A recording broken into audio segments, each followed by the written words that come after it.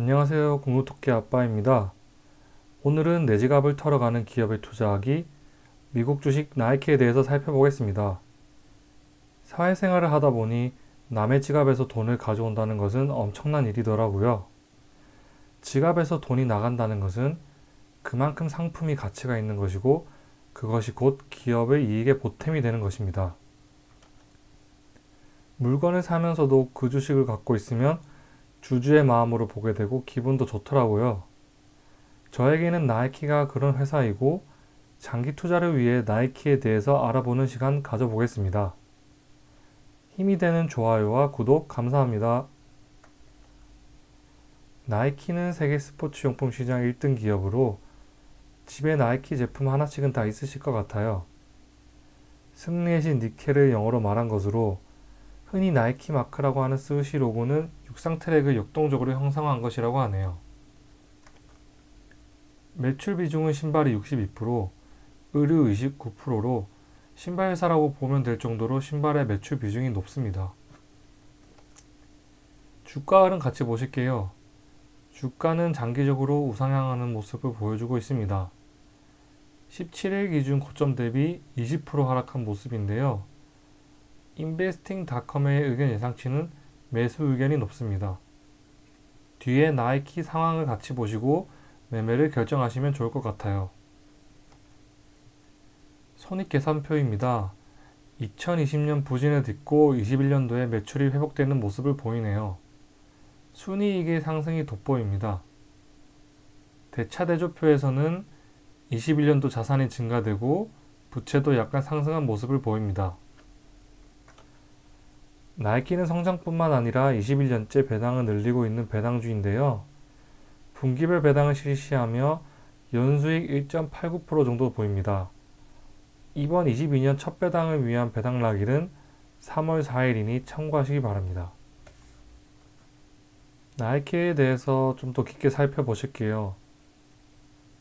나이키의 신발 매출에서의 힘은 영향력 높은 인플루언서와 업체와의 협업에서 나옵니다. 콜라보를 통한 신상 제품은 마르지 않고 각각의 희소성은 시장에서 큰 가치를 지니고 있습니다. 세계적인 영향력을 가진 지드래곤과 협업을 통해 발매되는 콘도는 지디만의 색깔을 입힌 디자인과 희소성으로 출시할 때마다 큰 인기를 끌고 있습니다. 그로 인해 리세가도 상당합니다. 나이키의 브랜드 가치도 동시에 끌어올리는 거죠. 앞에서 언급되었듯이 나이키는 리셀을 통해서 제품의 가치가 상승됩니다. 희소한 신발을 구하기만 하면 리셀로 높은 수익률을 거둘 수 있기 때문에 사람들은 오픈런도 마다하지 않는 것입니다. 이 리셀 문화는 젊은 세대들에게는 하나의 문화이자 재테크 수단으로 활용되고 있습니다. 이는 곧 나이키 브랜드의 가치 상승에도 긍정적인 영향을 미치고 있는데요. 나이키는 한 세대에서만 추억되고 가치 있는 제품이 아니라 전 세대에 있어서 빠지지 않는 제품이기 때문에 나이키가 이상한 짓을 하지 않는 이상은 브랜드 가치가 계속 유지되지 않을까 싶습니다. 미래 먹거리인 메타버스 시대에도 빠지지 않고 준비 중인 나이키입니다. 로블록스와 파트너십을 맺고 가상현실 속의 나이키랜드를 구축했네요. 가상세계에서 제품을 홍보하고 스포츠 경기도 개최하려는 계획을 가지고 있다고 합니다. 그리고 나이키가 요즘 핫한 NFT 기반 사업을 하는 RTFKT 가상운동화 기업을 인수했습니다.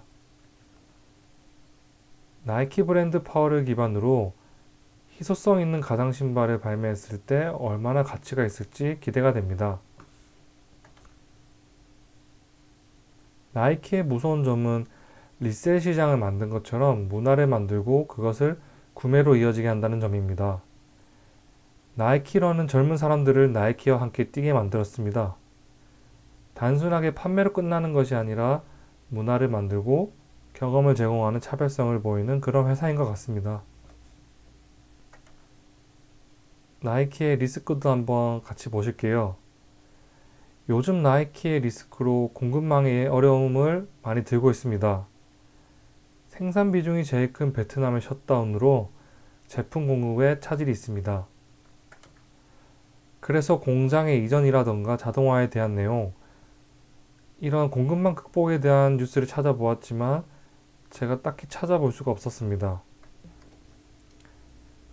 아시아에 편중되어 있는 지표로 봤을 때 인건비가 상승하거나 공급망 이슈가 다시 발생할 시 주가의 하락 우려는 피하기 쉽지 않다고 생각이 들었습니다.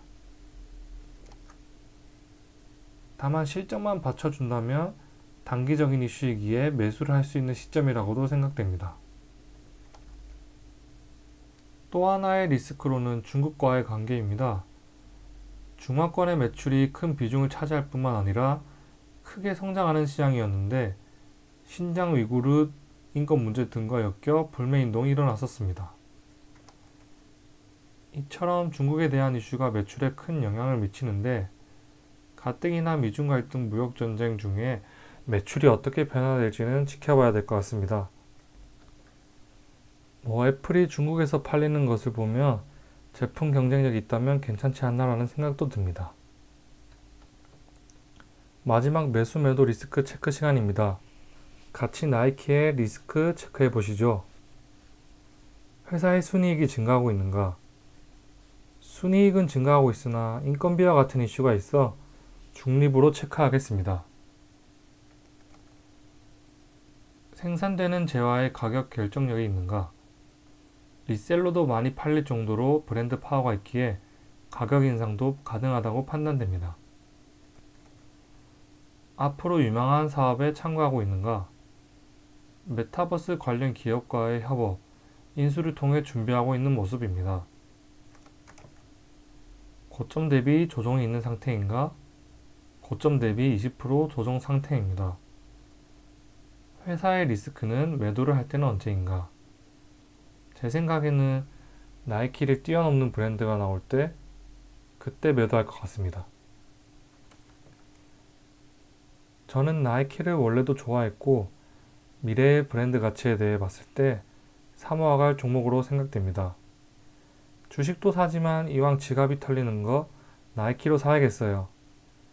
이상 공금토끼 아빠였습니다. 모두 건강하고 부자 되세요.